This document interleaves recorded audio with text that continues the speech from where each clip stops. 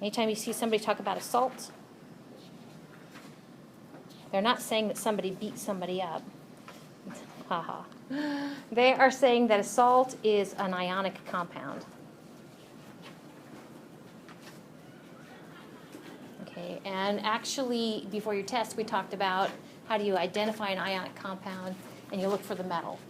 Okay, so salts are great at having a set number of waters of hydration, and you're going to see some examples on the next page. So, for instance, barium chloride.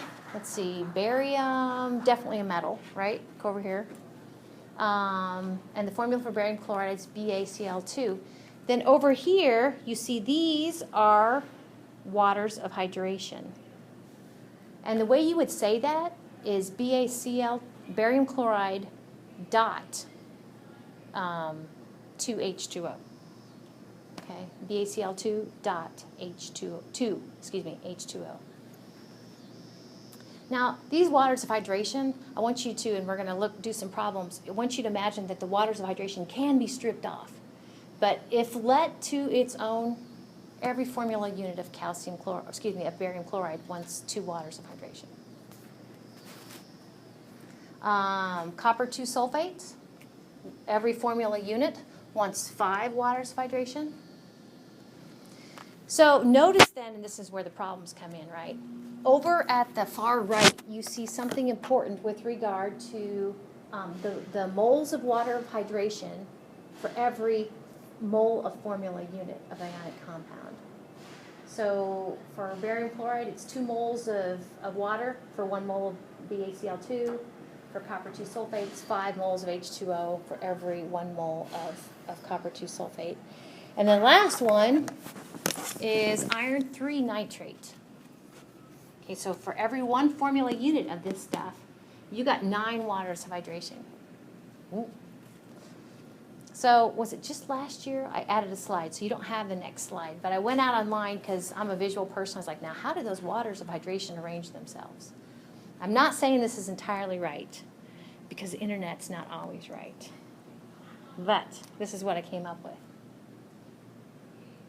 So, I was at my desk, I'm like, BA, what's that on the edge? And actually those, and it got kind of cut off, these right here are hydroxyl groups. So this is OH, and this is OH, okay? So that's the BaOH2, and you see the 2 waters of hydration, okay? The copper 2 sulfate, okay?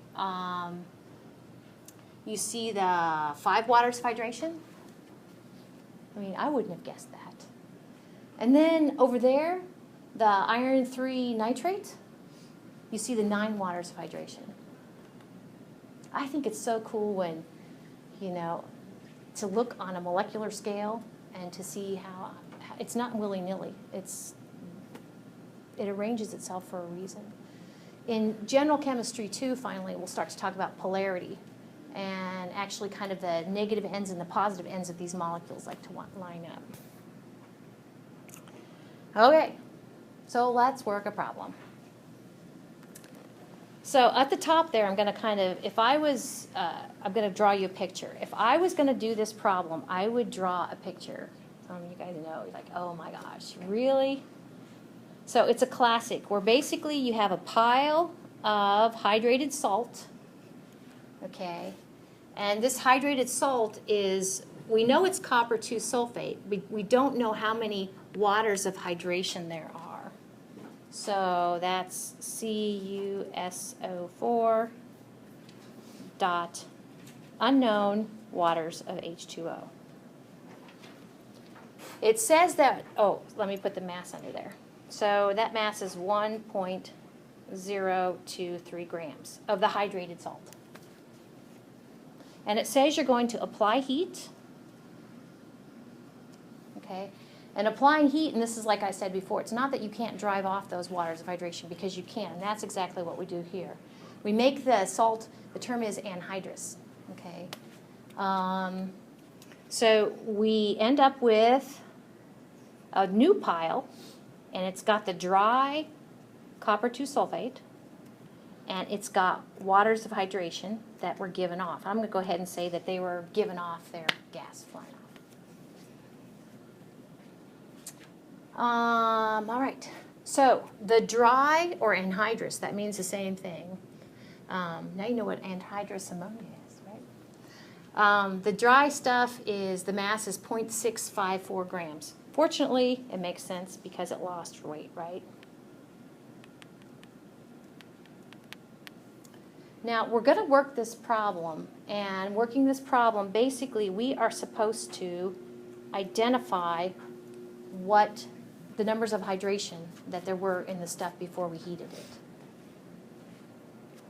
So, how, you guys see how we could come up with the mass of this first? By difference, by that. So, once you have the mass of your water, and you already have the mass of your anhydrous salt, do you see where we can go to moles of water and moles of salt? Using a periodic table, in the margins knocking out the molar mass of water and the molar mass of copper 2 sulfate. We apply those molar masses to these masses, get moles, and we're almost there. So let's go ahead and see what this looks like. So I mentioned in your margins, you're going to go ahead and knock out the molar mass of the copper 2 sulfate, looking up the decimal number for copper, sulfur, and oxygen.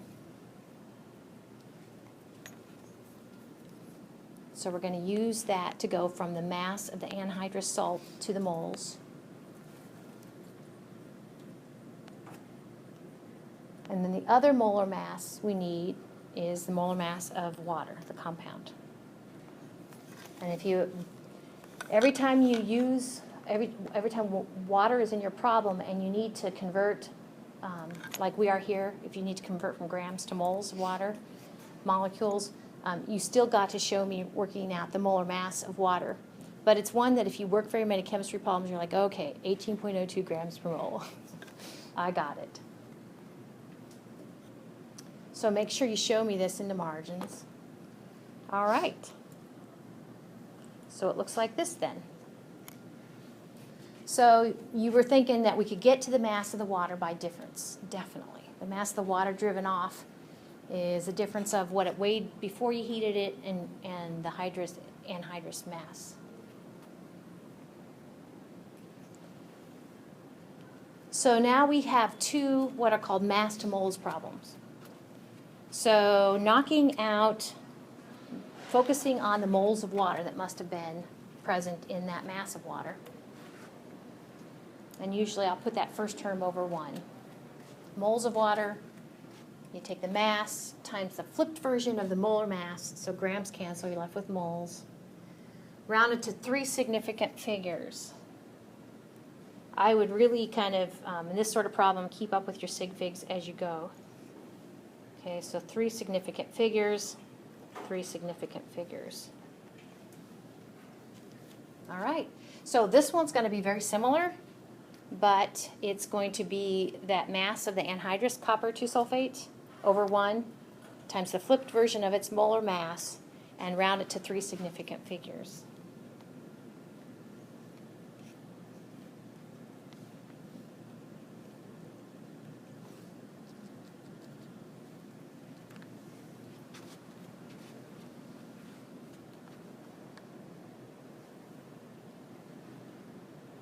Does that work? Where did you say you got the 654 from? This 1.654, that was in the problem. That was like the dry salt afterwards. Okay.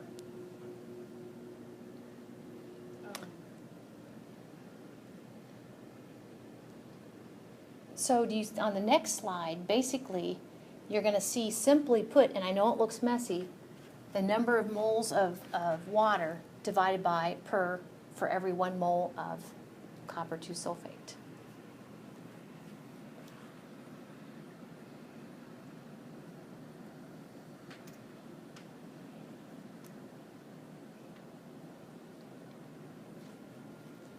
Because it's kind of like what you saw earlier with those 3 hydrated salts. Okay, that last kind of the right ratio at the end there, moles of water per 1 mole of formula unit. If you divide that out, you will get moles of water per every 1 mole of salt. So here's the deal. If it's not close to an integer, then you have two choices, because this one actually is an integer. You end up with 5. Okay.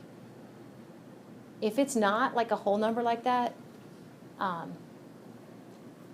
you can be confident in your results and just round it. Okay, but it really should be close to a whole number. Or you can go back and see where you maybe went wrong. So we have accomplished then what we meant to do. But to finish off the problem, we would go ahead and write the formula for this hydrated salt. We would fill in the X with 5. Okay, so copper 2 sulfate has 5 waters of hydration. And that's it.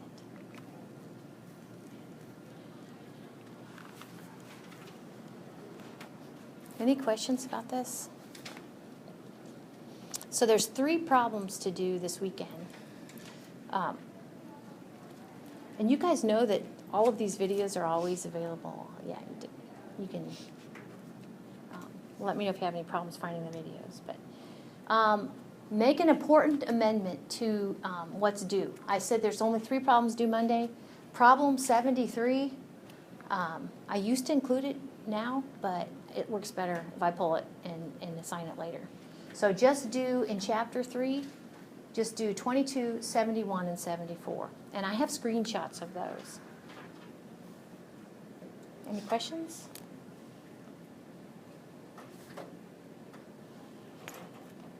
So this is what you'll be looking at. Really? I don't know if you can see that very good. I'll try to bring it down. But it says, for 22, it says determine the mass percent of water in the hydrate chromium 3 nitrate. Okay, it's got 9 waters of hydration. You're like, dude, you already know the relative moles of water for every 1 formula unit of CrNO3 3. But, and I'm sorry you can't read this very good, but it wants the mass percent. So here's what I would do, and we do this later in problems in chemistry. I would say consider, I always use the word consider 1 mole of the hydrated salt. CrNO3 quantity 3.9 H2O. Consider 1 mole of that thing. You can even draw a picture. That's 1 mole. So with that in mind, and I might just leave it there, but do you see where you can go ahead and get the molar mass, use the periodic table, use the decimal number for chromium, for nitrogen, for oxygen.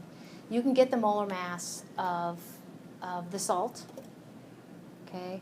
You can get the molar mass of water.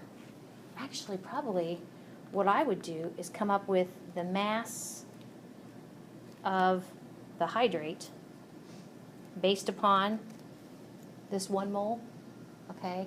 And then I would come up with the mass of those 9 waters of hydration.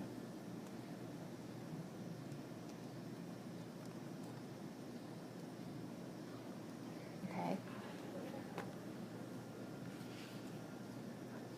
And then weight percent would be the mass of the water divided by the total mass of the hydrate. That makes sense. It's a thought. That's how I would do it. I would set my own kind of 1 mole of the salt. The next one, do I do this one or this one? Okay. The next one, it's again the copper 2 sulfate.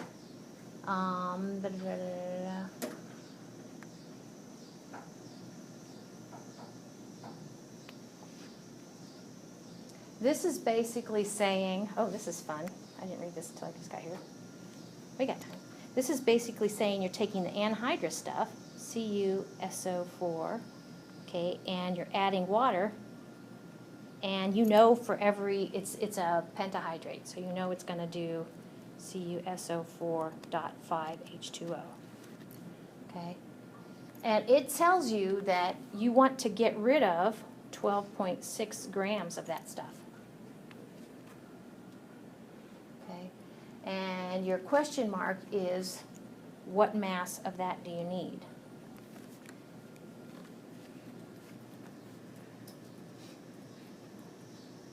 Okay? Here's what I would do. You're like, I have no idea. Well, do you see where we can go from that grams of water to moles of water? Okay, so I'm going to grams of water to moles of H2O. Here's one, and we looked at this recently.